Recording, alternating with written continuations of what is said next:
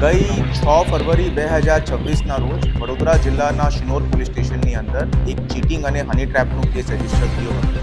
એ કેસના અનુસંધાનમાં એ કેસના ફરિયાદી હસમુખ ઉર્ફે હરેશ રણછોડભાઈ પટેલ દ્વારા સાથે 75 લાખથી વધારેની ચીટિંગ અને હની ટ્રેપની ફરિયાદ શિનોર પોલીસ સ્ટેશનમાં નોંધાયેલી હતી. આ કેસની ઇન્વેસ્ટિગેશન દરમિયાન પોલીસ દ્વારા મલ્ટિપલ લોકોની અરેસ્ટ કરવામાં આવી હતી.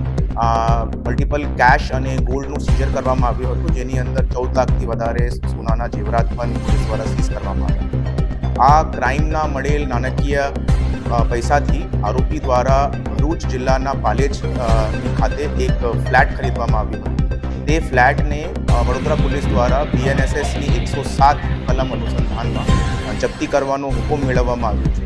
BNSSની 107 કલમ મુજબની આ પ્રથમ કાર્યવાહી વડોદરા જિલ્લાની અંદર છે અને આ કલમ અનુસંધાનમાં પોલીસ કોઈપણ ગેરકાયદેસર ક્રાઇમથી વસાવેલી પ્રોપર્ટીને જપ્ત કરવાનો અધિકાર રાખે છે અને એને ધ્યાનમાં લઈને આ પ્રથમ કાર્યવાહી વડોદરા જિલ્લાની અંદર